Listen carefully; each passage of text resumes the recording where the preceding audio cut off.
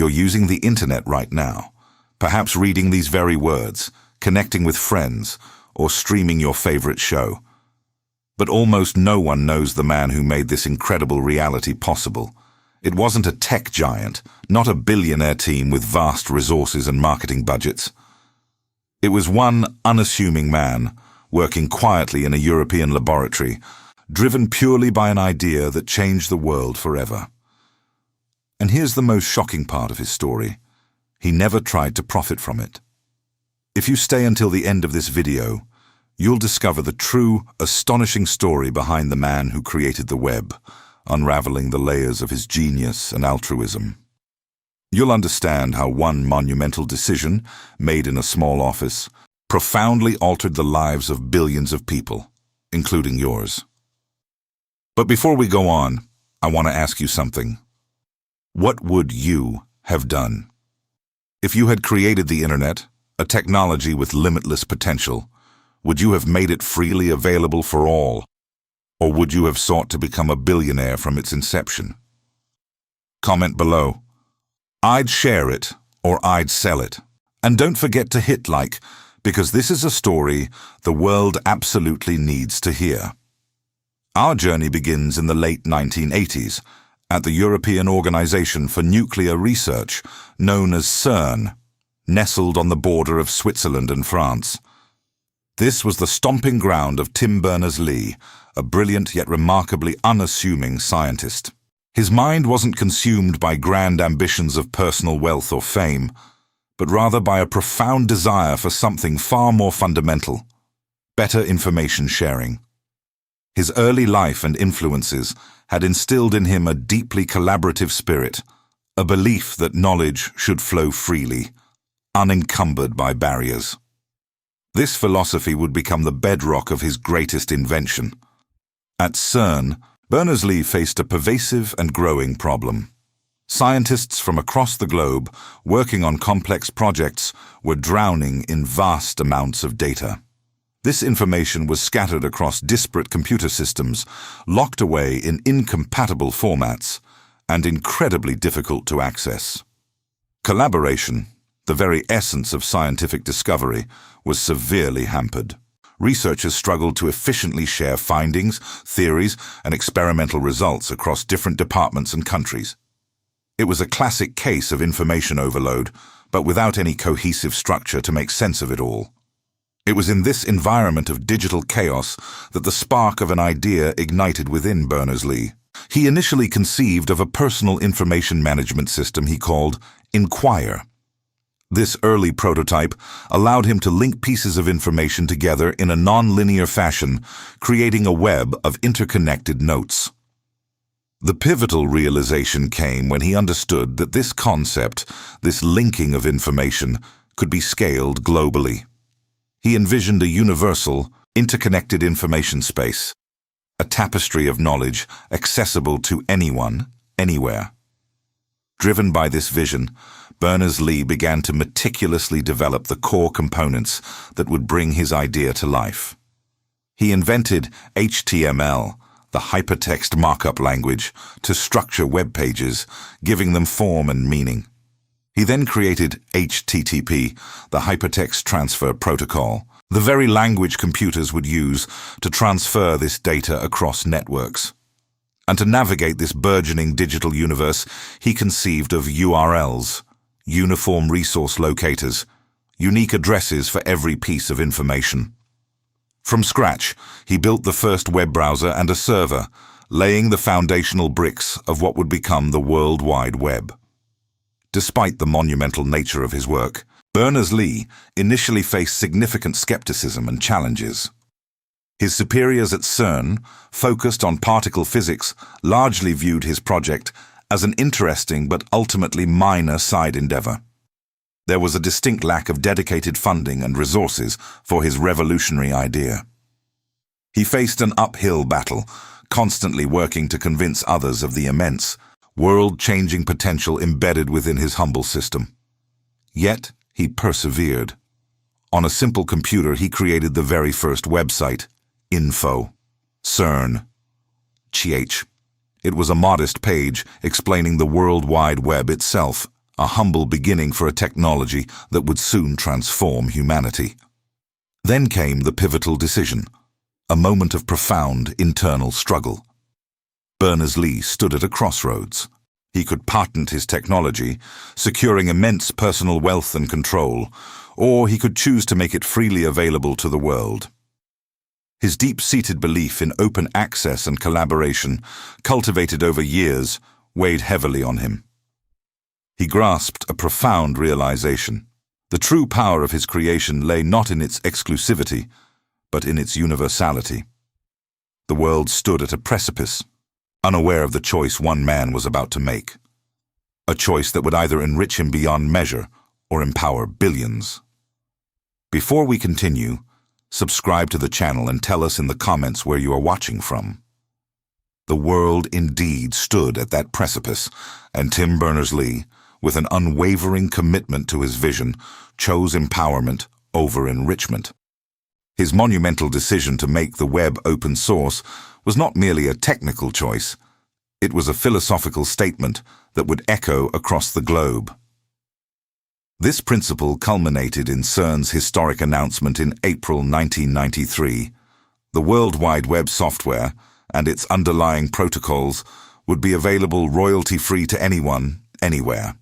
This act of unprecedented generosity ignited the birth of the public web. The immediate impact was profound and exhilarating. Universities and research institutions, sensing the immense potential for collaborative work, rapidly adopted the technology. Suddenly, information that was once siloed and inaccessible began to flow freely, connecting minds and projects across continents. Early pioneers and developers, inspired by Berners-Lee's open spirit, eagerly contributed to its growth, building new tools, creating innovative applications, and expanding the web's reach with a fervor reminiscent of a digital gold rush. This period became known as the Internet's Wild West era. It was an explosion of creativity and connectivity where early websites, forums, and nascent online communities sprang up overnight. There was an intoxicating excitement in the air, a widespread wonder at the emergence of a new, connected world where geographical boundaries seemed to dissolve. Yet, this rapid, organic growth also brought with it an initial chaos, a lack of regulation that foreshadowed both the web's greatest strengths and its future vulnerabilities. It was a digital frontier, untamed and full of promise. As the web's popularity soared, commercial interests inevitably began to take notice. Companies like Netscape, with its pioneering Navigator browser, and later Microsoft, with Internet Explorer, entered the fray, sparking intense browser wars. These corporations saw the immense potential for profit in this burgeoning digital landscape, and their first attempts to monetize the web often clashed directly with Berners-Lee's original vision of a neutral, open, and universally accessible platform. The tension between these commercial imperatives and the spirit of open access, which Berners-Lee so fiercely championed, became a defining struggle for the web's early years. To safeguard his creation and ensure its continued adherence to open standards, Berners-Lee founded the World Wide Web Consortium in 1994. Through the W3C, he tirelessly advocated for interoperability and consensus, working to prevent the web from fragmenting into proprietary silos controlled by individual companies. His efforts were a constant fight against proprietary technologies and walled gardens that threatened to enclose sections of the web, limiting access and innovation. He remained the web's vigilant guardian, a quiet but resolute force against those who sought to privatize its public space. While others, fueled by the web's commercialization, became billionaires, Berners-Lee remained, steadfastly, a scientist. He continued his work, dedicated not to personal gain, but to the ethical evolution of his creation. The ironic contrast between his world-changing invention and his relative anonymity to the general public was often stark. There were undoubtedly moments of frustration and disappointment as he witnessed his original principles being challenged, diluted, or outright ignored by the very forces his generosity had unleashed. The rapid expansion also brought a darker side to connectivity. The rise of misinformation, the insidious creep of cybercrime, and growing concerns about privacy began to cast shadows over the bright promise of the web. It became increasingly clear that an open platform, while empowering, also presented new, complex vulnerabilities. Berners-Lee, ever the visionary, could not ignore these burgeoning problems, and a growing concern about the direction the web was taking began to weigh heavily on him. He carried the burden of creation, a profound sense of responsibility for a technology that had grown far beyond his individual control. His ongoing efforts to steer the web back towards its original ideals became a relentless crusade. There was an internal conflict, immense pride in his creation, intertwined with a deep worry for its future. The internet had become an unstoppable force, a double-edged sword that empowered billions, but also threatened the very principles upon which it was founded. Could one man still guide its destiny, or was his creation now truly beyond his grasp? The internet had indeed become an unstoppable force, a double-edged sword that empowered billions, but also threatened the very principles upon which it was founded. Tim Berners-Lee, the quiet architect of this global phenomenon, found himself in a perpetual battle to guide its destiny, wrestling with the immense power he had unleashed. The modern web, a direct descendant of his initial vision, presented a new array of dilemmas that directly challenged his founding ideals. The dominance of tech giants had become undeniable, their colossal influence extending over vast swathes of information, commerce, and communication. Concerns about data privacy escalated with each passing year, as corporations and governments alike navigated the ethical tightrope of surveillance and algorithmic manipulation.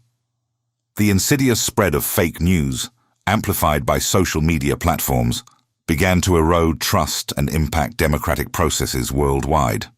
Berners-Lee watched, often with a heavy heart, as his brainchild grappled with these unforeseen consequences. Undeterred by the scale of these challenges, Berners-Lee intensified his ongoing crusades. He launched the Contract for the Web initiative, a global call to action urging governments, companies, and individual citizens to commit to fundamental principles that would safeguard an open and safe internet for everyone. This was not merely a technical proposal, it was a moral plea for collective responsibility.